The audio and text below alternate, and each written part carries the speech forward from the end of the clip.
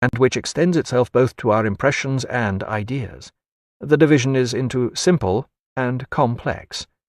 Simple perceptions or impressions and ideas are such that admit of no distinction or separation. The complex are the contrary to these, and may be distinguished into two parts.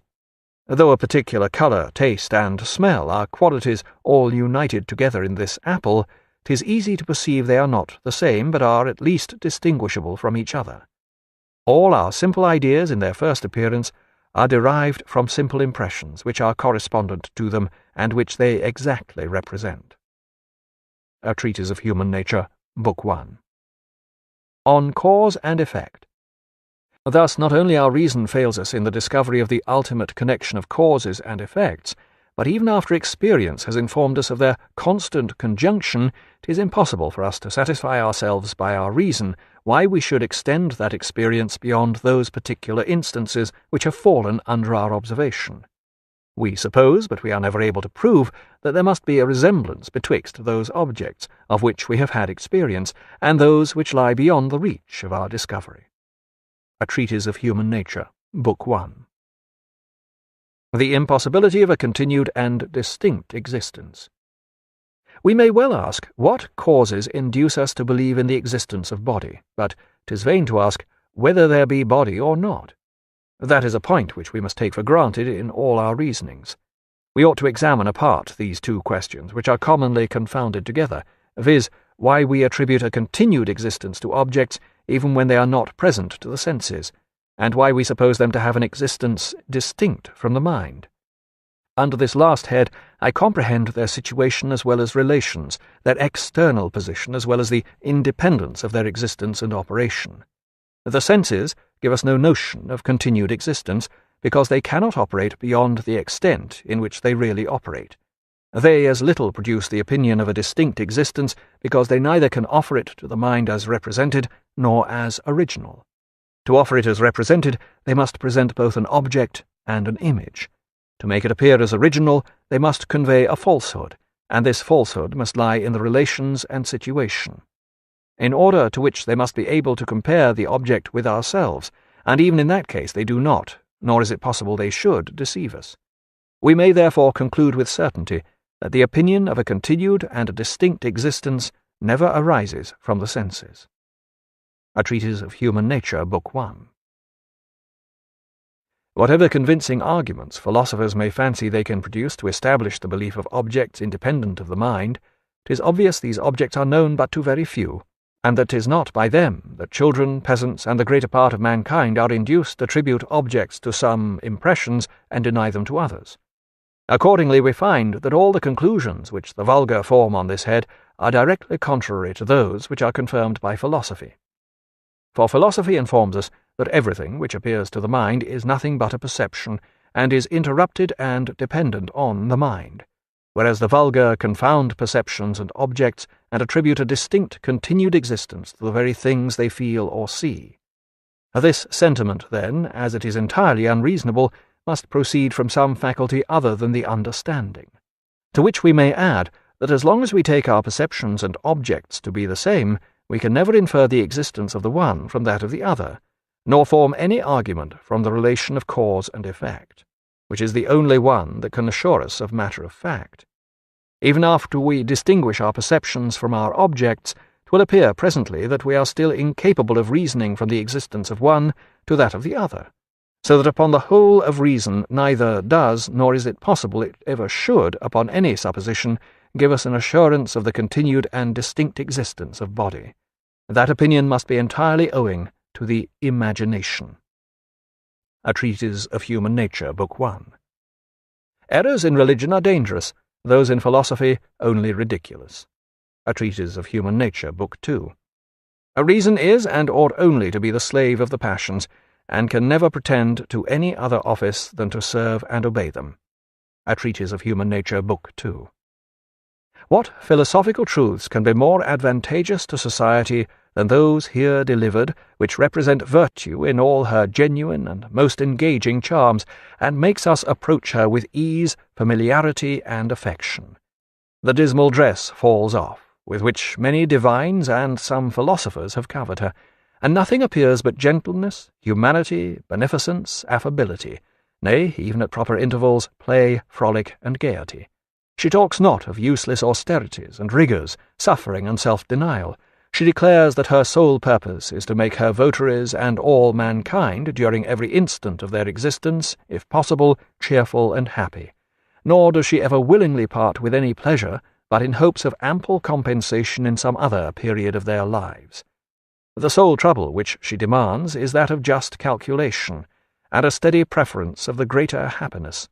And if any austere pretenders approach her, enemies of joy and pleasure, she either rejects them as hypocrites and deceivers, or if she admit them in her train, they are ranked, however, among the least favoured of her votaries. An inquiry concerning the principles of morals. I have often observed that, among the French, the first questions with regard to a stranger are, is he polite, has he wit? In our own country, the chief praise bestowed is always that of a good-natured, sensible fellow. An inquiry concerning the principles of morals. Were the disposal of human life so much reserved as the peculiar province of the Almighty that it were an encroachment on his life for men to dispose of their own lives, it would be equally criminal to act for the preservation of life as for its destruction. If I turn aside a stone which is falling upon my head, I disturb the course of nature, and I invade the peculiar province of the Almighty by lengthening out my life beyond the period which, by the general laws of matter and motion, he has assigned it. A hair, a fly, an insect is able to destroy this mighty being whose life is of such importance.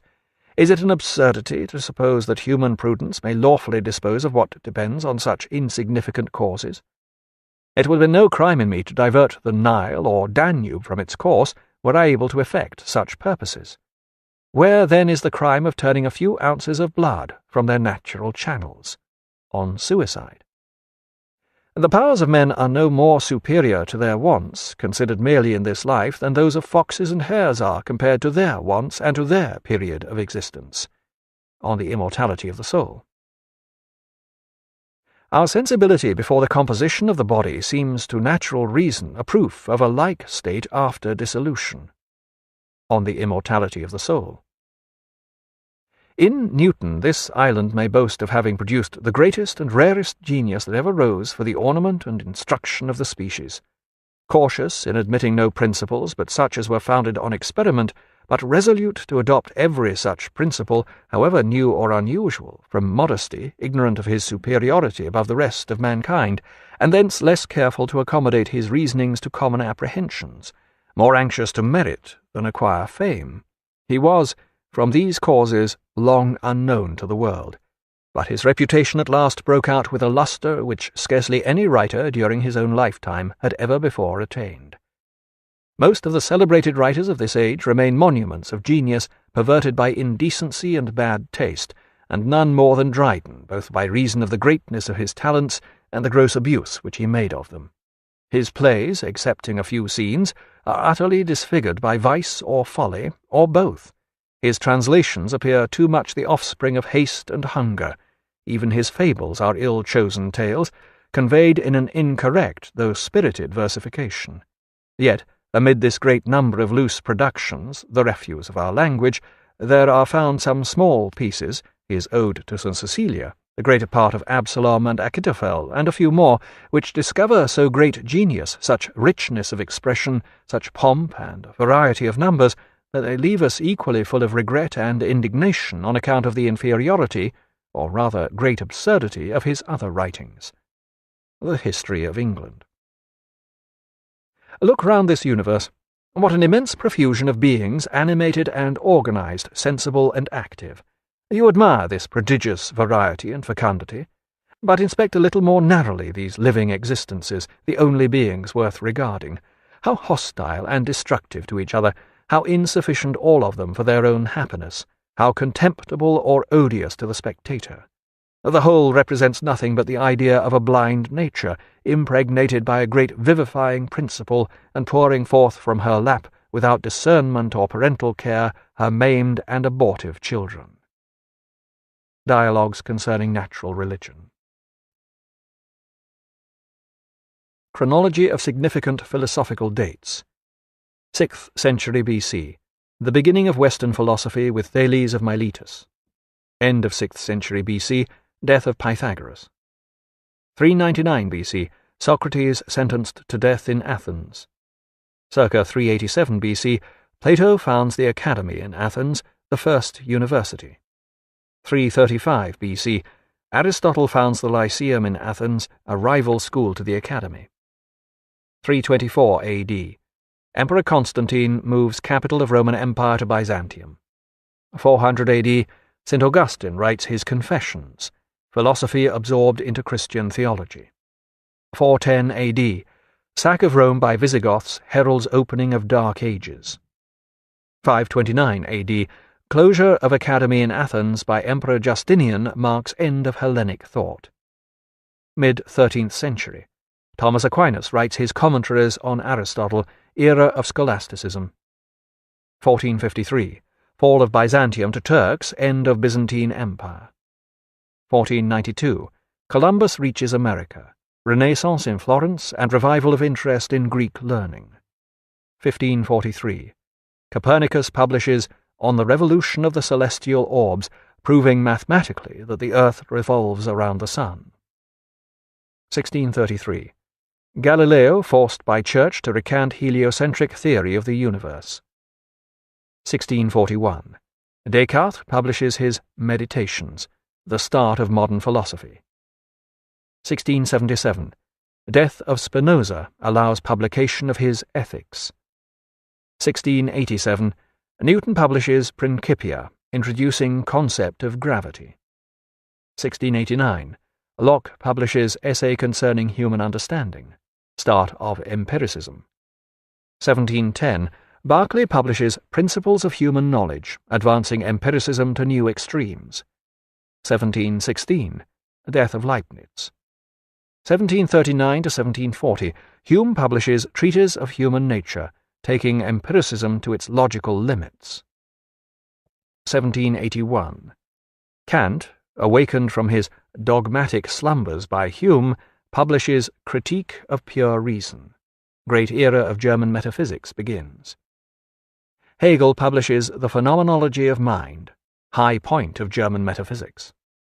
1818, Schopenhauer publishes The World as Will and Representation, introducing Indian philosophy into German metaphysics. 1889, Nietzsche, having declared God is dead, succumbs to madness in Turin. 1921, Wittgenstein publishes Tractatus Logico-Philosophicus, claiming the final solution to the problems of philosophy. 1920s, Vienna Circle propounds logical positivism. 1927, Heidegger publishes Being and Time, heralding split between analytical and continental philosophy. 1943, Sartre publishes Being and Nothingness, advancing Heidegger's thought and instigating existentialism. 1953, posthumous publication of Wittgenstein's Philosophical Investigations, high era of linguistic analysis. Chronology of Hume's life. 1711, David Hume born in Edinburgh. 1723, enters Edinburgh University at age 12. 1729, suffers serious mental breakdown. 1734, retires to France to write his philosophical masterpiece. 1739 to 1740, publishes his Treatise of Human Nature, which attracts little attention. 1745 to 1746, acts as tutor to Mad Marquis of Annandale. 1746, Hume takes part in General St. Clair's farcical invasion of France. 1748, publishes first collection of his essays. 1754 to 1762, publishes successive volumes of History of England. 1758, publishes an Inquiry Concerning Human Understanding, essentially a rewrite of volumes 1 and 2 of the treatise. 1763, becomes secretary to British Embassy in Paris. 1766, brings Rousseau to England.